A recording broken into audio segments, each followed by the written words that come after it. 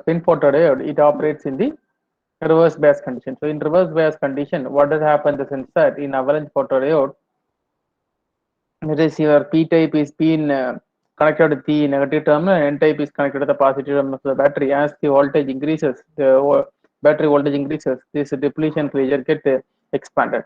So the photons are allowed to project onto the intrinsic layer or the active region or the depletion region. What will happen in the sense that these photons will create the electron and hole pair. So these electrons and hole pair will hit the static electrons and hole that is staying in the depletion region. So the striking of the electrons and holes will cause us the multiplication or more number of electrons and hole pair to create in the depletion region, and this gain the momentum and get a sufficient energy to move from the depletion layer to respective material, that is p type or n type. So this movement of electron contributes to one thing called what, your electric current. So thereby your photons are converted in the electrical signal. So the performance of a photodiode can be compared by two things. One is response time, other one is uh, sensitivity. So comparing to the pin diode, the response time of APD is very somewhat lesser, but the sensitivity is the ability of the photon to be converted into uh, electron hole pair is very high. On other hand, the response time of your that is conversion of electrons to photons to electrons is very faster in case of your pin diode. Then we have discussed about couple of things, noises. So the noises that affects your sorry. So the noises that affects the performance of your device. So there are two things. One is quantum noise. Other one is dark current noise. So the dark current noise is the noise that is produced when there is no light is being exposed to the intrinsic layer. So as when no light is being exposed to the intrinsic layer, the light energy present in the room or the vicinity will cause us the create some electrons and holes pair. So this creation of a very minor electrons and hole pair will started to move from depletion region to p type or n type. This movement created a some amount of so this current is called as a dark current or dark current noise, because we are not applying any input. Without applying input, automatically some amount of current is being there. This is due to the presence of light energy in the vicinity. So for designing optical detector, one should ensure that no light energy other than the fiber optical cable should be exposed. So other than the fiber optical cable, light energy is exposed means that in the sense that the optical detector, that is photodetector, started to react. Okay, it produces more amount of dark current noise. So quantum noise is produced due to your or quantum noise, or it is otherwise called thermal noise. It is produced due to your what do you say that there is architecture of photodiode, that is the presence due to the presence of resistance, capacitance, or the IC component. Why means that, as you know that as the temperature increases, these are all the semiconductor material. So the semiconductor material exhibit one thing called negative temperature quotient. As the temperature increases, the resistivity will decrease. So it started to create some amount of current. So that current is called by or that is called by one thing called as a short noise. Okay, so these are the two things that affects the performance of a photodetector. So we have to calculate one thing called signal to noise ratio of a photodetector. So the formula for signal to noise ratio is given here. Okay. So this is a formula. I think this PPT will be uploaded in your classroom, and you can use this PPT as a reference for studying this noise calculation. So we have seen some equation. This equation, using this equation, finally signal to noise ratio has been derived. I think we have discussed up to yesterday, up to this equation up to yesterday. So today we are going to discuss the continuity of this equation. So in addition to this, there are a lot of things are there. Okay, right. So this is a response time of the photodetector. So the response time of the photodetector depends upon two factors. So one is the drift velocity of your carrier. Second is that the width of your depletion layer. So as the depletion layer increases, as the depletion layer increases, what happens is that you can able to see the response time also increases. Okay, and here you should have a higher drift velocity. When the drift velocity is higher, you can able to see that the response time is also lesser response time. That is the time taken for a conversion of photon to electron, or that is very lesser. Okay, so there are two factors that determines the response time. The factor number one is that bit of the depletion layer of the photodiode. Other one is that the majority carrier drift velocity of the majority carrier. Okay, all right. And another thing, correct. That is called. There are two things are there. One is drift current. Other one is a diffusion current. Okay, so as a diffusion time. So this is given by the factor like this. B equal to 1 by 2 pi RT into Dt. So one is capacitance, that is total capacitance and total resistance. Okay. So, yes. Okay, right. So they have given a response time of a photo detector. I think.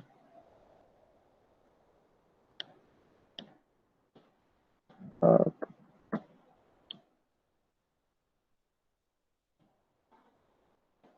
Okay. I think it is over. Correct.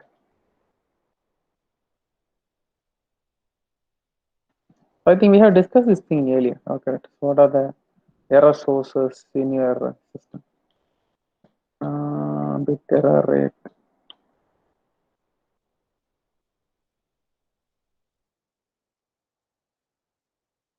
Uh, to do one thing, you just copy this one.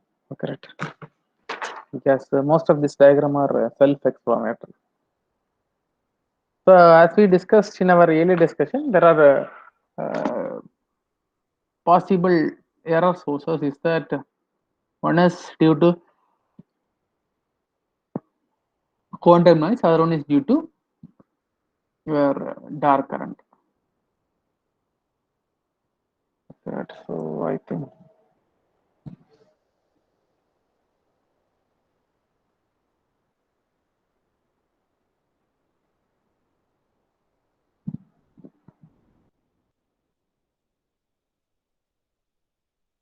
It is over. Okay, correct. So, so we have discussed noise also, correct. So the last part of our optical communication is that a rise time budget and link power budget. Okay. Now, so far in this unit, we have discussed about four topics. Topic number one is that we have discussed about LED. Topic number two is that we have discussed about LD, laser diode. Topic number three is that we have discussed about pin diode, and topic number four is that we have discussed about APD, and we have also seen the signal to noise ratio calculation of the APD based upon the error sources. There is two noise sources. One is quantum noise, other one is that darker noise. Okay. Now, the last part of our unit is that we need to calculate one thing called link power budget and rise time budget. I will explain what is a link power budget and rise time budget. So this is a very important calculation. It's a very important calculation in communication. Not only in optical communication, we are also using the same method to predict the efficiency of your microwave link, to predict the efficiency of your satellite link, to predict the efficiency of your cellular network. One thing called link power budget. So we should look at into what is a link power budget. Okay. So correct.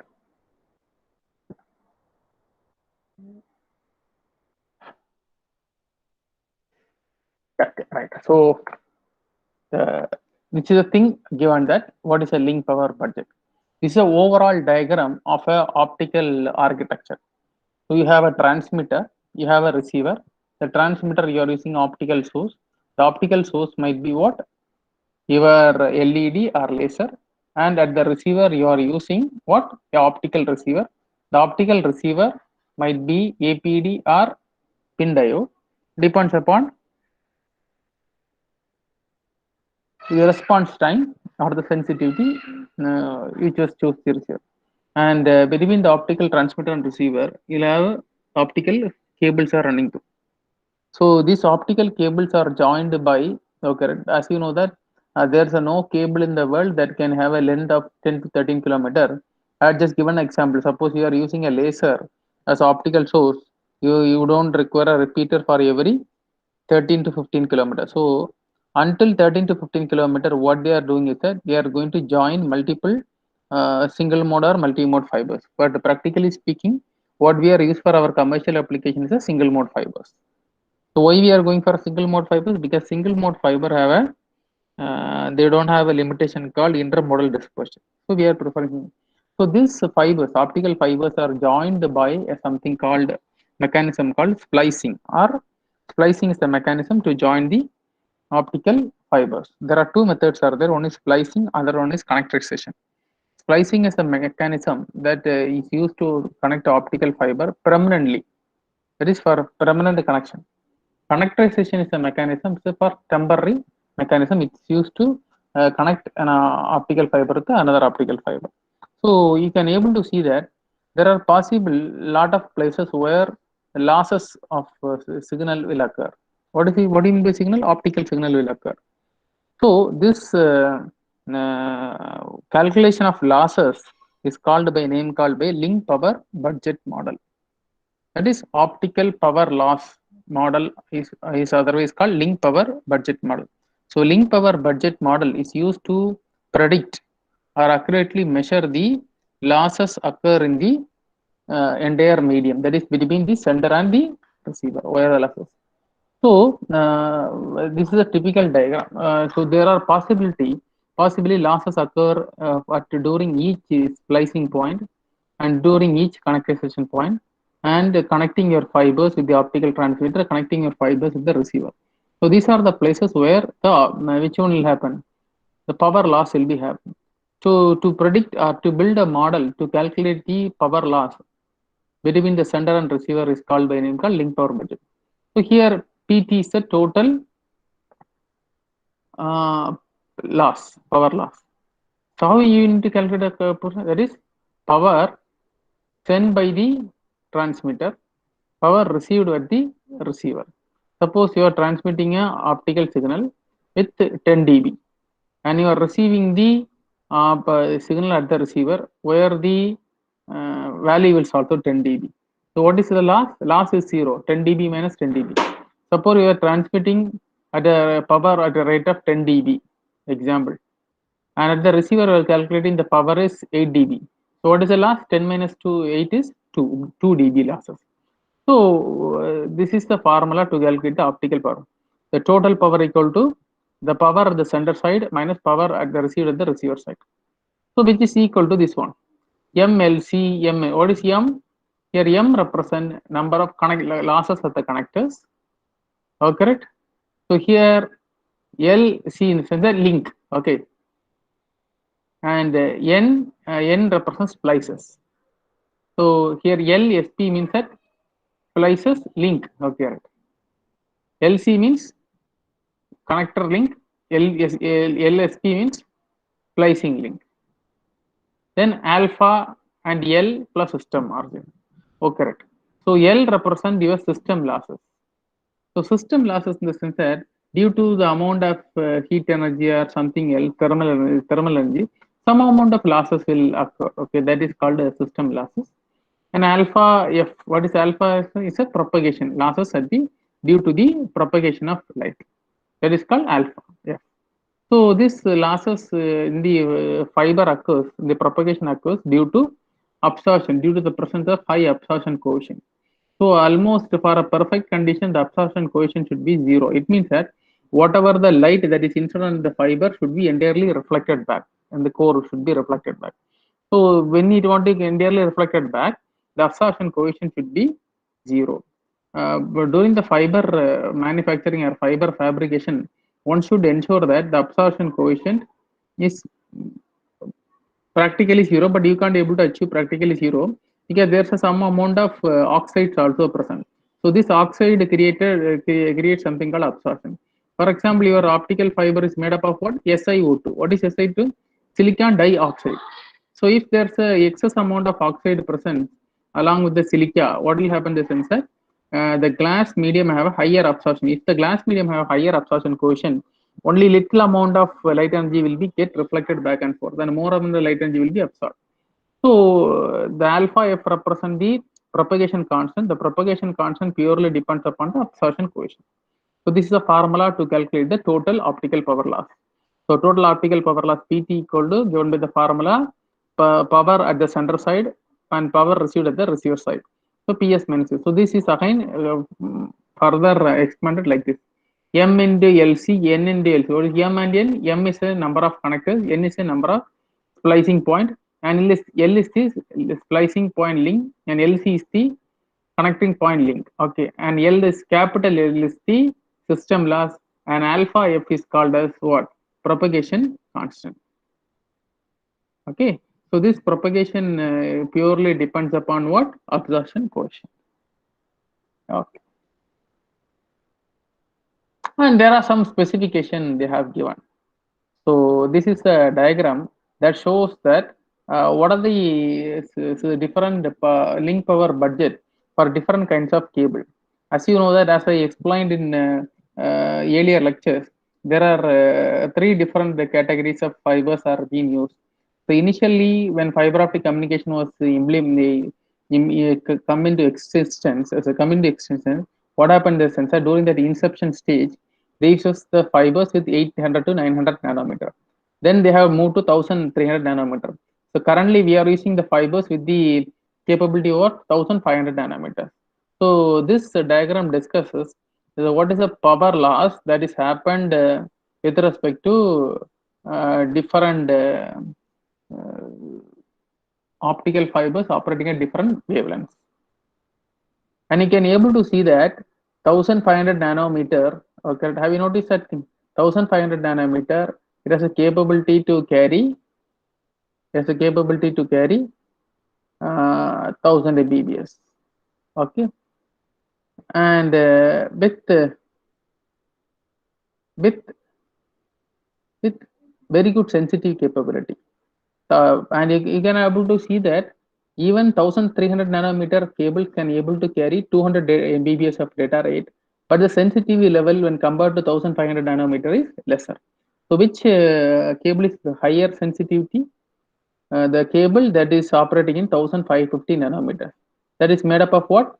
Indium gallium arsenide. And what kind of optical receivers they are using? They are using APD receivers. So indium gallium arsenide pin diode, it is operated in 1300 nanometer. That having a data rate lesser than the 1500 nanometer, but they are also having the sensitivity is also lesser. This is a diagram. This shows a typical example how the different cables having different power loss. Okay, now our link power budget thing is over. Okay, I think, yeah, it's over, I think. Yeah, rise time budget. I'd explain the rise time budget. When I explain the rise time budget, I think our syllabus get over. I think one more topic is left out in the syllabus. What is that thing? Fiber fabrication. So I will take the fiber fabrication on Monday.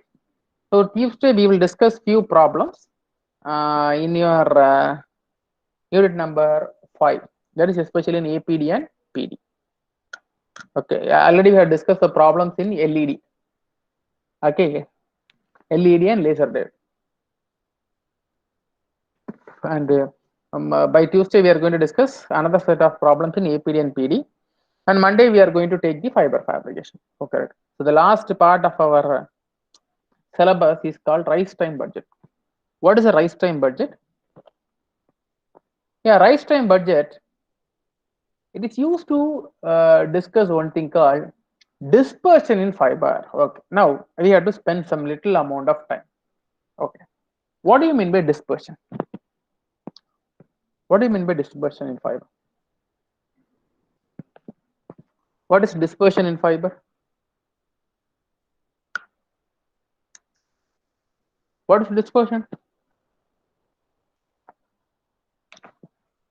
What is scattering? What is scattering? Because as it is a last topic, we have to put some time to spend on the rise time budget. Optical link power budget calculate the total loss occurred in the entire optical system. That is starting from the optical transmitter, splicing, connectorization, and at the receiver side. And we had discussed how this is calculated. It is calculated using a formula PT equal to PS minus PR. Then again the formulas are expanded based upon the numerous factor. And that is the important factor is that one is that splicing and the connectorization factor. So other one is also there, alpha of F, that is your propagation. So that depends upon one thing called absorption coefficient. So here another kind of analysis has to be made. One is called as the rise time budget. So the purpose of rise time budget is used to measure the dispersion of light inside the optical fiber. What is dispersion? What is scattering? What is dispersion? Anybody from your class? What do you mean by scattering? What do you mean by dispersion? What is dispersion? Anybody? So let it be a autocratic method. Oh, correct. So I think I had a project student in this class. Oh, correct. Brother Pradap is present. Pradap. Hello. Sir, I'm present, sir. Yeah, Pradap. I just wonder meaning of dispersion. I think you might have heard about this word scattering, dispersion. What is dispersion? What is scattering? Sir, sir, it means the white light separated into different radiations, sir. Okay, right. So thanks for Google. Okay, because this is the answer of Google, not his answer of Pradap. Okay, Pradap, have you finished the work? I had given us some work on that day. Have you finished the work or it is still pending? Still pending only, sir. Pending. Okay, so kindly join me. Sorry, contact me by evening. Okay, right after 5:30. Oh, sure, sir. Okay, right. So can you mute your mic? Okay.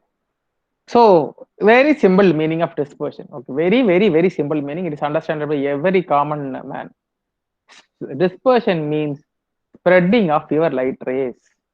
Okay, that you term as dispersion. So for optical energy that is passing through the optical fiber, perfectly speaking, the dispersion value should be almost minimum. Perfectly speaking, should be zero.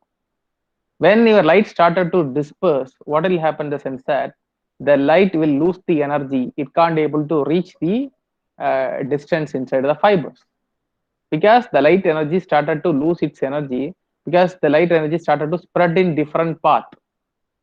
Suppose you are transmitting a optical energy in a fiber, single mode fiber, and your medium, that is your transmitter, is a laser. As we discussed in the earlier classes, if you are using a laser, you require a repeater for every 12 to 15 kilometers. Suppose you are during your fiber fabrication, what happened the sense that during fiber fabrication, there might be excess amount of oxides or water molecules in the SiO2. So when the level of water molecules increases in the glass content, what will happen in the sense that when the light hits the optical, that is your core, what happened in the sense that it started to disperse in the sense started to spread. Okay, so here when the light started to disperse in the sensor, what happened in the sensor, the light can't be able to travel very long distance. So instead of traveling 12 to 15 kilometers, the light will cut short within 5 to 6 kilometers. So if there's a dispersion phenomena is there in the optical fiber, then the optical fiber should be replaced. Otherwise, what happens in the sense that instead of 15 kilometers, 12 to 15 kilometers, you are installing a repeater. So you have to install the repeater for 5 to 6 kilometers. So it means that you have to place three repeaters up to 15 kilometers. Okay. So in the installation cost will shoot up. Okay, not only installation cost shoot up, you don't have the energy to carry more amount of data when the dispersion is happening. Okay, so this is the method, the rise time budget analysis method by which you are going to measure the what is the amount of dispersion happening in the light inside the fiber. Okay, so this will give a idea whether the fiber has to be replaced with a new fiber with a little dispersion coefficient. When the dispersion coefficient is very low, it means that the fiber can able to travel very long distance. Okay, so this is about your rise time budget. So for analyzing your dispersion, there's a one thing called group velocity dispersion. So we had to study second one thing called group velocity. What do you mean by group velocity? What is group velocity? Suppose there are 10 members are running from one point to other point. So what is the size of the group? 10. What is the velocity of the group? Out of 10 members, who is running the first will have the will collectively have the velocity. Suppose he is running that 1,000 meters within 5 minutes.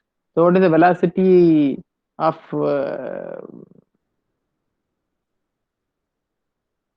that particular group? So he is running at a rate of 15 meter per second. Sorry, it is unimaginable. Nobody can run 15 meter per second. So he is running 3 meter per second. Okay. And another guy is running 2 meter per second. Another guy is running 4 meter per second. Another guy is running 1 meter per. Likewise, there are 10 people running at different velocity. So among them, who is having the highest velocity is called as a group velocity. So in this case, who is having the highest velocity? It's 4 meter per second. Likewise, you have a dispersion is there. Okay, right? So when the light started to spread, the light ray will travel in multiple paths. So here, not all the light ray will travel in the 3 into 10 power 8 meter per second. Okay, so the speed of the light also reduced due to dispersion. So the group velocity dispersion is the what is the maximum speed of the light ray in the group is called as a group velocity dispersion. Suppose let us assume a case, you are projecting a laser beam inside a single mode fiber. The single mode fiber is manufacturing, there's a manufacturing defect is there. What is the manufacturing defect is that it have a large amount of water molecule content as well as oxide content. So due to the presence of water molecule content, when the light hits the core, what will happen in the sense that the light started to spread. This mechanism is called dispersion. So the single light ray is spreaded into 10 different light ray. And out of 10 different light ray, the light ray that is having the highest velocity, let us example, it is 2.8 into 10 power 8 meter per second. So what is the group velocity of the entire 10 light ray? That is the highest velocity occurred by the light ray is called the group velocity. So it is considered as 2.8 into 10 power 8 meter. Look at this, why this parameter is very important, that the group velocity dispersion or the dispersion phenomena introduces one thing called the lesser velocity. So it is not only crippling the range of the optical fiber, it also crippling the velocity of the optical fiber. So one should taken into care, there are two things won't occur in the fiber. One is that fiber should be made with less absorption coefficient, okay, and less dispersion coefficient. It means that it should be virtually present 0, 0. So I think that's it about your rise time budget. I think so.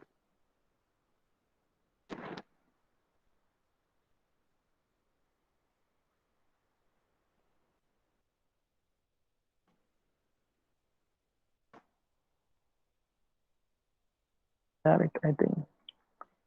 So let me check it with your syllabus. Okay, right? I think it is over. I think so.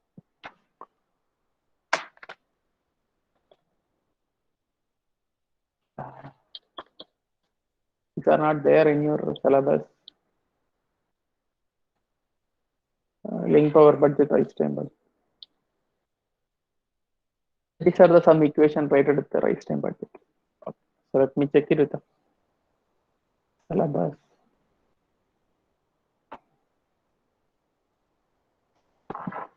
Um, Microwave.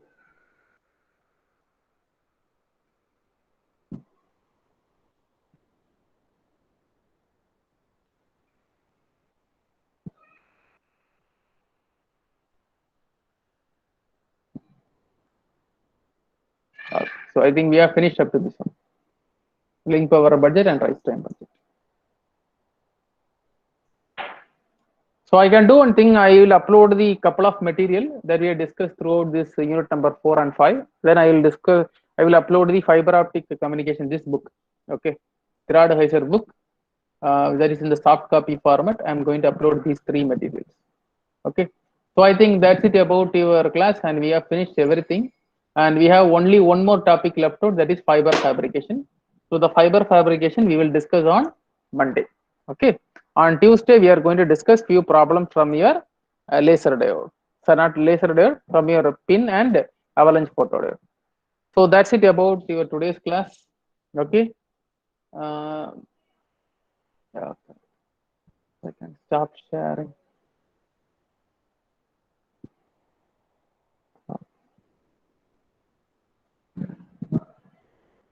Okay, that's it about today's class.